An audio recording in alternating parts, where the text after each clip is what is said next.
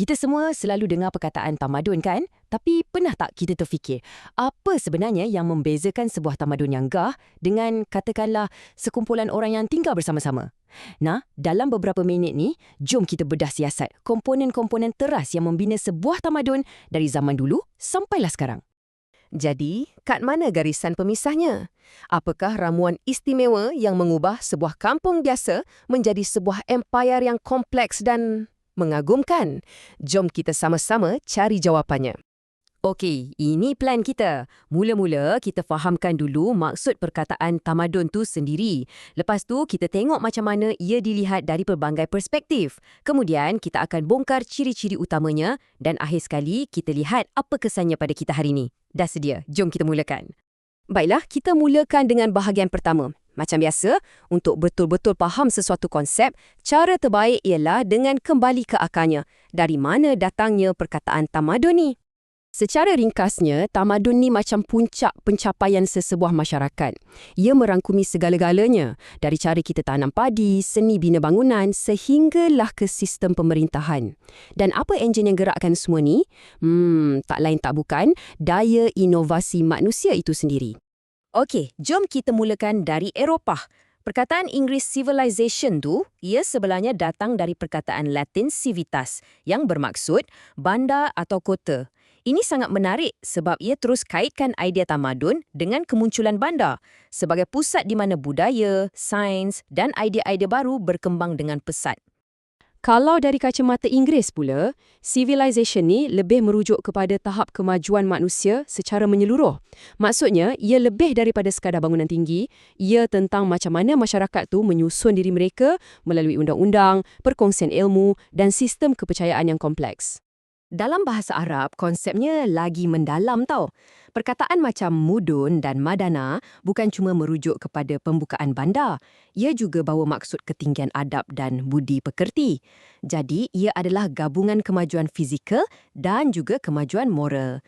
Bukan setakat bangunan je cantik, orangnya pun kena cantik peribadinya.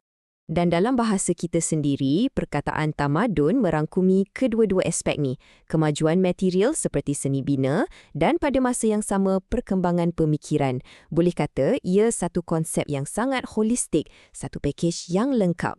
Jadi, bila kita letak semua definisi ni sebelah menyebelah, nampak tak benang merahnya di sini? Tak kira apa bahasanya, tamadun sentiasa berkait rapat dengan kemajuan, pembangunan dan satu cara hidup yang lebih teratur dan kompleks. Itulah intipatinya. Okey, kita dah faham dari mana datangnya perkataan tu. Sekarang, jom kita beralih ke bahagian kedua. Kita akan lihat macam mana konsep tamadun ini ditafsir melalui lensa budaya yang berbeza, terutamanya antara dunia Islam dan Barat. Nah, di sinilah kita nampak perbezaan yang agak ketara. Dalam perspektif Islam, tamadun yang sejati perlu dibina atas dasar al-din atau cara hidup yang lengkap. Maksudnya, perlu ada keseimbangan antara pembangunan fizikal dan rohani. Sebaliknya, perspektif Barat secara tradisional lebih menekankan pembangunan luaran, benda yang kita boleh nampak dan ukur, macam teknologi, undang-undang dan pembinaan bandar. Dan kalau kita cakap pasal ni, mesti kena sebut nama besar ni, Ibn Khaldun. Beliau, seorang sarjana Islam terkemuka, merumuskannya dengan sangat baik. Beliau kata, tamadun sejati bukan setakat tentang bangunan tunggi, tapi ia mesti dibina atas kerangka al-din, satu cara hidup yang lengkap merangkumi iman, undang-undang dan juga akhlak. Baiklah, kita dah sampai bahagian ketiga. Sekarang kita akan gali dengan lebih mendalam lagi. Apa sebenarnya ciri-ciri universal yang menandakan kemunculan sesebuah tamadun awal? Apa bahan-bahan wajib yang perlu ada? Inilah dia, 9 ciri utama yang ada pada hampir semua tamadun awal dunia. Anggap saja ini macam senarai semak kita. Daripada pertanian sampailah ke kesenian, setiap satu ciri ini memainkan peranan yang sangat penting dalam membentuk sebuah masyarakat yang kompleks. Jom kita perhatikan beberapa ciri ini dengan lebih dekat. Segalanya bermula dengan pertanian. Bila manusia dah pandai bercucuk tanam, mereka dapat hasilkan lebihan makanan. Jadi, tak semua orang perlu jadi petani.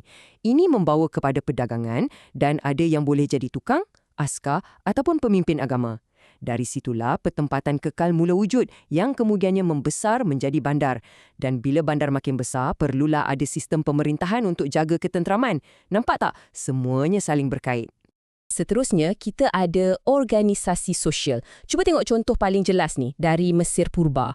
Masyarakatnya tersusun kemas dalam satu piramid. Firaun duduk di puncak sekali, diikuti golongan bangsawan dan pahlawan, sampailah ke para petani di lapisan paling bawah.